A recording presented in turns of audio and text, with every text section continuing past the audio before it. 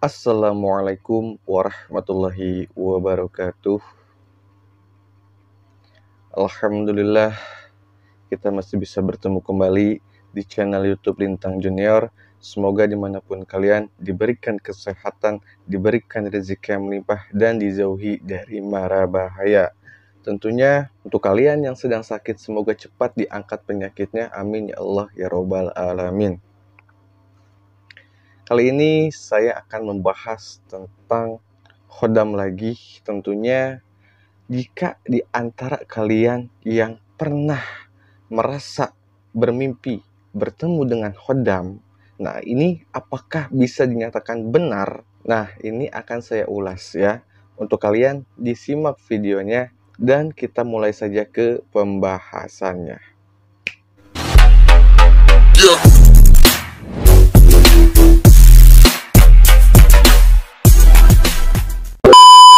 Sebelum saya mulai ke pembahasannya, untuk kalian yang sudah menonton video ini, yang sudah subscribe, sudah like, dan sudah komentar, saya ucapkan banyak terima kasih. Semoga Allah membalas kebaikan kalian. Amin ya Allah ya Rabbal Alamin. Nah, langsung saja.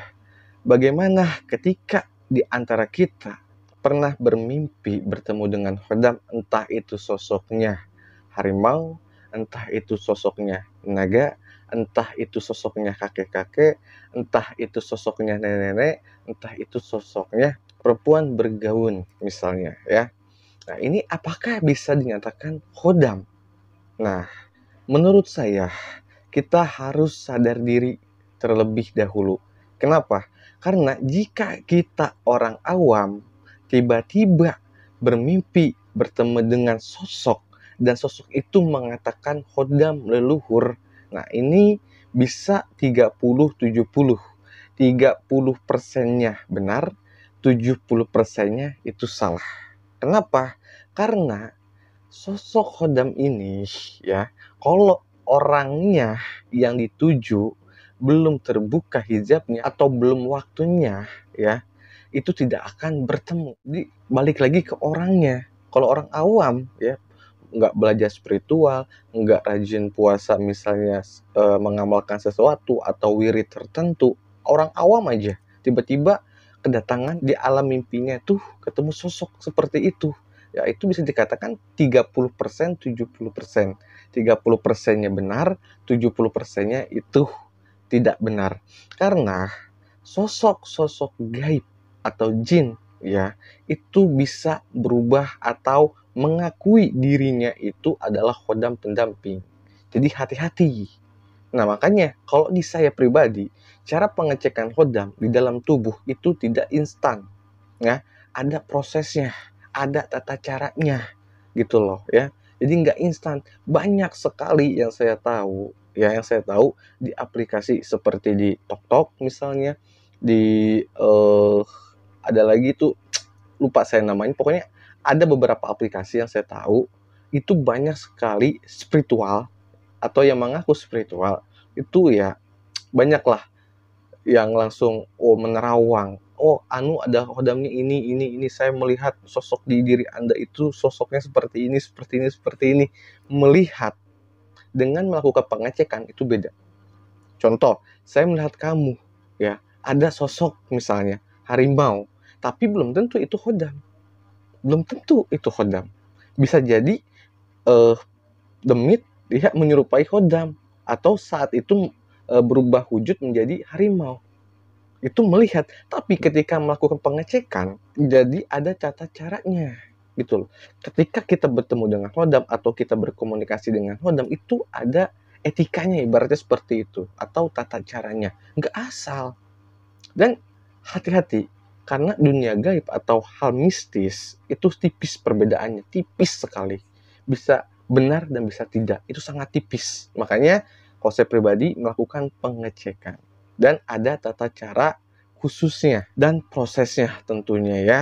Nah, ini kalau misalnya orang itu sudah belajar spiritual atau sedang belajar spiritual, sedang mengamalkan wirid, sedang mengamalkan ilmu tertentu, terus bermimpi ketemu khodamnya yang sedang dia lakukan atau yang sedang dia tirakat, ya, bermimpi ketemu khodamnya, nah itu bisa dikatakan benar. Tapi ya, tapi lihat dulu saat kalian itu berkomunikasi. Kadang ada gini, seketika kalian bermimpi ketemu khodam, kalian itu di alam mimpi kalian ya berkomunikasi, kamu ngomong A, dia ngomong B, kamu ngomong C, dia ngomong D, pokoknya interaksi lah, berkomunikasi ya. Nah, tapi ketika kalian sadar itu lupa inget, kadang begitu. Kenapa seperti itu? Karena ketika kalian bertemu dengan khodam, itu sukma kalian ya, sukma kalian yang bertemu dengan khodam, terus balik lagi sukma ke jasad kalian, itu kondisinya lemah ya, jadi lupa inget. Nah, seperti itu.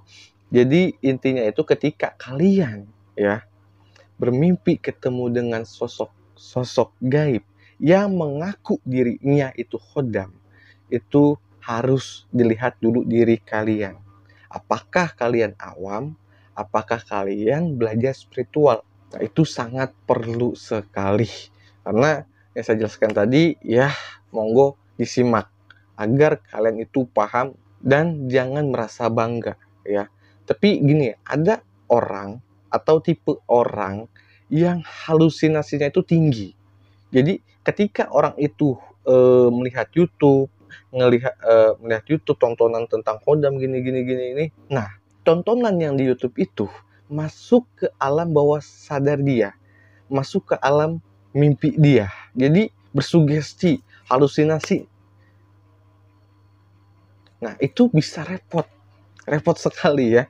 Jadi merasa dirinya tuh punya khodam, jadi ngerasa aneh. Misalnya YouTube itu menjelaskan tentang khodam harimau, terus di alam mimpinya ketemu dengan khodam harimau, mengaku bahwa khodam itu dari leluhur, dan yang pasti tonton itu ya, khodam harimau itu dari leluhur itu mempunyai sifat seperti A, B, C, D. Nah, orang itu jadi mengikuti apa yang ada YouTube itu. Nah, itu hati-hati. Jadi ada YouTube yang benar untuk edukasi, dan ada YouTube itu yang mencari sensasi dan mencari begitulah ya. Jadi intinya begitulah. Dan saya pun agak sedikit gimana gitu ke konten-konten kreator yang berbau hal gaib, tapi ya begitulah ya.